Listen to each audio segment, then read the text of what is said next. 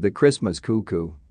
In an old time, long ago, when the fairies were in the world, there lived a little girl so uncommonly fair and pleasant of look that they called her Snowflower. This girl was good as well as pretty. No one had ever seen her frown or heard her say a cross word, and young and old were glad when they saw her coming. Snowflower had no relation in the world but a very old grandmother. Every evening, when the fire was heaped with the sticks she had gathered till it blazed and crackled up the cottage chimney, Dame Frostyface set aside her wheel and told her a new story. Often did the little girl wonder where her grandmother had gathered so many stories, but she soon learned that. One sunny morning, at the time of the swallow's coming, the dame rose up, put on the grey hood and mantle in which she carried her yarn to the fairs, and said, "My child, I am going a long journey to visit an aunt of mine who lives far in the north country. I cannot take you with me because my aunt is the crossest woman alive and never liked young people. But the hens will lay eggs for you, there is barley meal in the barrel, and, as you have been a good girl, I'll tell you what to do when you feel lonely. Lay your head gently down on the cushion of the armchair and say, 'Chair of my grandmother, tell me a story. It was made by a cunning fairy who lived in the forest when I was young, and she gave it to me because she knew nobody could keep what they got hold of better.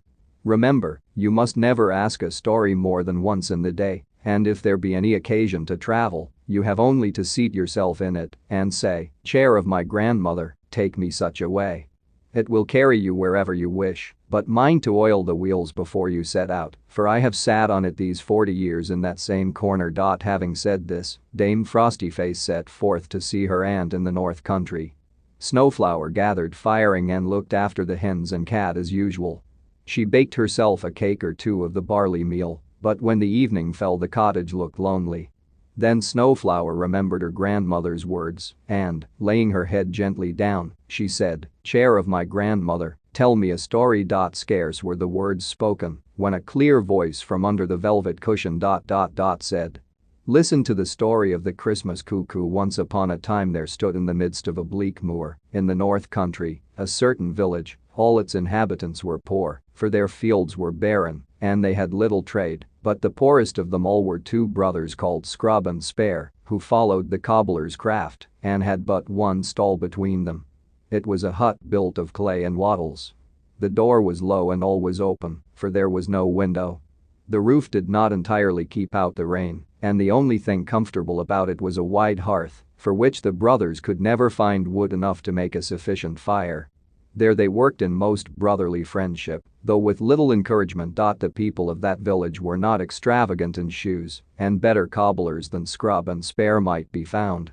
Spiteful people said there were no shoes so bad that they would not be worse for their mending. Nevertheless, Scrub and Spare managed to live between their own trade, a small barley field, and a cottage garden, till one unlucky day when a new cobbler arrived in the village.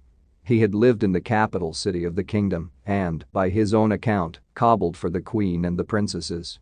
His awls were sharp, his lasts were new, he set up his stall in a neat cottage with 2 windows. The villagers soon found out that one patch of his would wear 2 of the brothers. In short, all the mending left Scrub and Spare and went to the new cobbler. The season had been wet and cold, their barley did not ripen well, and the cabbages never half closed in the garden. So the brothers were poor that winter, and when Christmas came they had nothing to feast on but a barley loaf, a piece of rusty bacon, and some small beer of their own brewing. Worse than that, the snow was very deep, and they could get no firewood. Their hut stood at the end of the village, beyond it spread the bleak moor, now all white and silent, but that moor had once been a forest. Great roots of old trees were still to be found in it, loosened from the soil and laid bare by the winds and rains. One of these, a rough gnarled log, lay hard by their door, the half of it above the snow, and Spare said to his brother, "Shall we sit here cold on Christmas while the great root lies yonder? Let us chop it up for firewood, the work will make up." "No," said Scrub. "It's not right to chop wood on Christmas.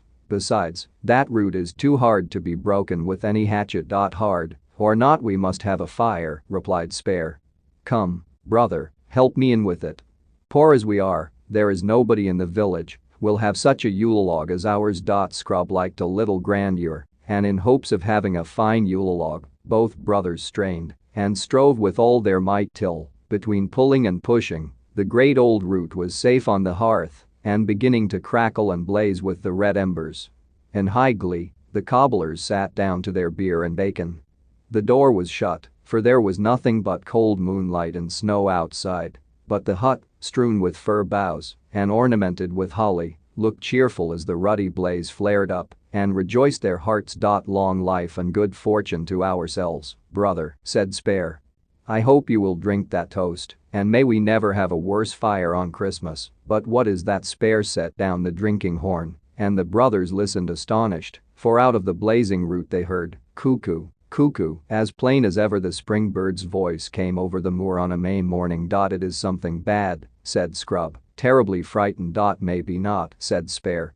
And out of the deep hole at the side which the fire had not reached, flew a large grey cuckoo and lit on the table before them. Much as the cobblers had been surprised, they were still more so when it said, "Good gentlemen, what season is this?" "It's Christmas," said Spare. "Then a Merry Christmas to you," said the cuckoo. "I went to sleep in the hollow of that old root one evening last summer and never woke till the heat of your fire made me think it was summer again. But now, since you have burned my lodging, let me stay in your hut till the spring comes around. I only want a hole to sleep in, and when I go on my travels next summer, be assured I will bring you some present for your trouble." "Stay and welcome," said Spare, while Scrub sat wondering if it were something bad or not. "I'll make you a good warm hole in the thatch.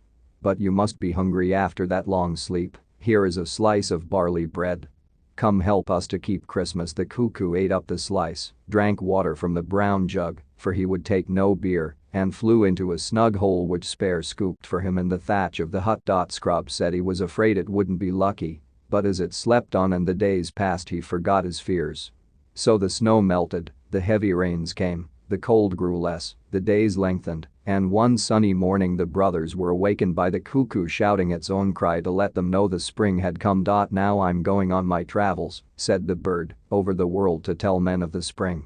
There is no country where trees bud or flowers bloom that I will not cry in before the year goes round. Give me another slice of barley bread to keep me on my journey, and tell me what present I shall bring you at the 12 end." Scrub would have been angry with his brother for cutting so large a slice, their store of barley meal being low, but his mind was occupied with what present would be most prudent to ask. At length a lucky thought struck him.